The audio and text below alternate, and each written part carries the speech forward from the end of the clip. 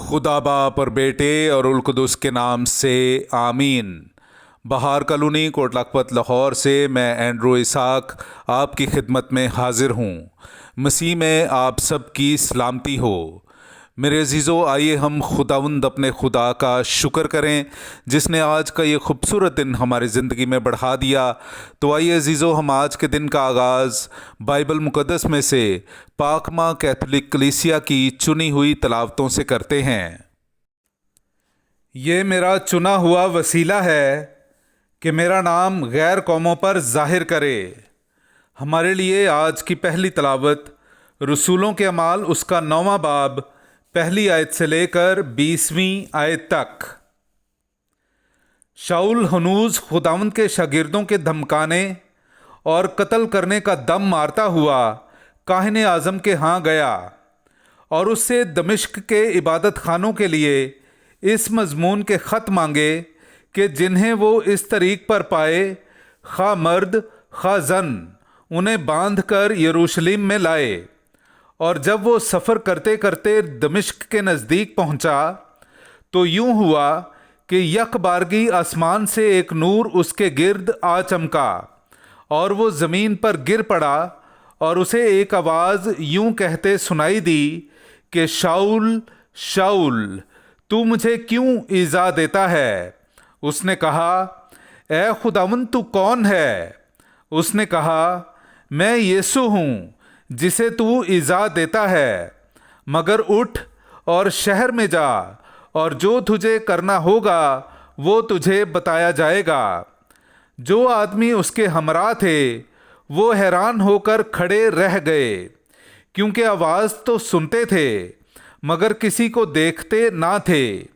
और शाऊल ज़मीन पर से उठा और जब उसने आंखें खोलीं तो उसे कुछ दिखाई ना दिया। तब वो उसका हाथ पकड़कर उसे दमिश्क में ले गए और वो वहाँ 3 दिन तक नाबीना रहा और ना खाता ना पीता था। अब दमिश्क में हननिया नामी एक शागिर्द था और खुदावंद ने रोया में उससे कहा, ए हननिया। वो बोला, ए खुदावंद, मैं हाजिर हूँ। खुदावंद ने उससे कहा, उठ और उस कूचे में जा जो सीधा कहलाता है और यहूदा के घर में शाऊल नामी तरसूसी को पूछ ले, क्योंकि देख वो दुआ कर रहा है। और उसने भी रोया में देखा है कि हननिया नामी एक आदमी ने अंदर आकर मुझ पर हाथ रखे हैं ताकि फिर बिनाई पाऊं। मगर हननिया ने जवाब दिया कि ऐ खुदावंद, मैंने बहुतेरों से उस शख्स की बाबत सुना है कि उसने यरूशलेम में तेरे मुकद्दसों के साथ कैसी कैसी बुराइयां की हैं, और यहाँ भी उसने सरदार काहिनों की तरफ से इख्तियार पाया है कि उन सब को बांध ले जो तेरा नाम लेते हैं। मगर खुदावंद ने उससे कहा, तू जा, क्योंकि ये मेरा चुना हुआ वसीला है कि मेरे नाम को गैर कौमों और बादशाहों और बनी इस्राएल पर जाहिर करे, और मैं उसे दिखा दूंगा कि मेरे नाम के लिए उसे कितना दुख उठाना पड़ेगा। तब हननिया गया और उस घर में दाखिल हुआ और उस पर हाथ रखकर कहा, ए भाई शाऊल, खुदावंद यानी यीशु ने मुझे भेजा है, जो तुझ पर उस राह में जाहिर हुआ जिससे तू आया था, ताकि तू फिर बिनाई पाए और रूह कुदुस से भर जाए। फिलफौर उसकी आंखों से झिल्ली सी गिर पड़ी और वो बीना हो गया और उठकर बपतिस्मा पाया। फिर कुछ खाकर ताकत पाई और वो कई दिन उन शागिर्दों के साथ रहा जो दमिश्क में थे। और वो फौरन इबादत खानों में यीशु की मुनादी करने लगा कि वो खुदा का बेटा है। पाकलाम का पढ़ा और सुना जाना हम सब के लिए बाइस बरकत हो। खुदा का शुक्र हो। तुम तमाम दुनिया में जाकर इंजील की मुनादी करो।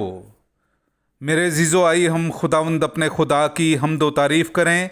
मैं आपके सामने पढ़ूंगा ज़बूर नंबर 117, उसकी पहली 2 आयात। हालेलुया।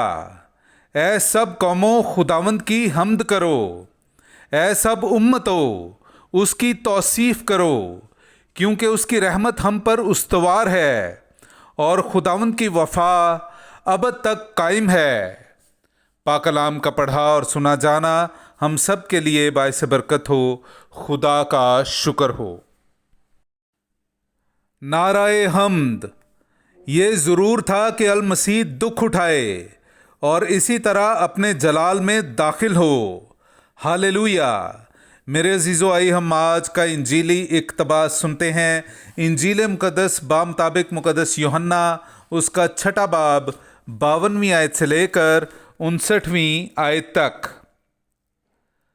اگر کوئی اس روٹی میں سے کھائے تو ہمیشہ تک زندہ رہے گا، اور جو روٹی جہان کی زندگی کے لیے میں دوں گا وہ میرا گوشت ہے۔ پس یہودی آپس میں یوں کہہ کر تکرار کرنے لگے کہ یہ اپنا گوشت ہمیں کیوں کر کھانے کو دے سکتا ہے؟ مگر یسوع نے ان سے کہا کہ میں تم سے سچ سچ کہتا ہوں کہ اگر تم ابن انسان کا گوشت نہ کھاؤ اور اس کا خون نہ پیو تو تم میں زندگی نہیں ہوگی۔ جو میرا گوشت کھاتا اور میرا خون پیتا ہے وہ ہمیشہ کی زندگی رکھتا ہے، اور میں اسے یوم آخر میں پھر زندہ کروں گا، کیونکہ میرا گوشت حقیقی غذا اور میرا خون حقیقی شرب ہے۔ جو میرا گوشت کھاتا اور میرا خون پیتا ہے وہ مجھ میں قائم رہتا ہے اور میں اس میں، جس طرح باپ نے جو زندہ ہے مجھے بھیجا اور میں باپ سے زندہ ہوں، اسی طرح وہ بھی جو مجھے کھاتا ہے مجھ سے زندہ رہے گا۔ جو روٹی آسمان سے اتری ہے یہی ہے، باپ دادا کی طرح نہیں کہ کھایا اور مر گئے۔ جو یہ روٹی کھائے گا وہ ابد تک زندہ رہے گا۔ پاک کلام کا پڑھا اور سنا جانا ہم سب کے لیے باعث برکت ہو۔ خدا کا شکر ہو۔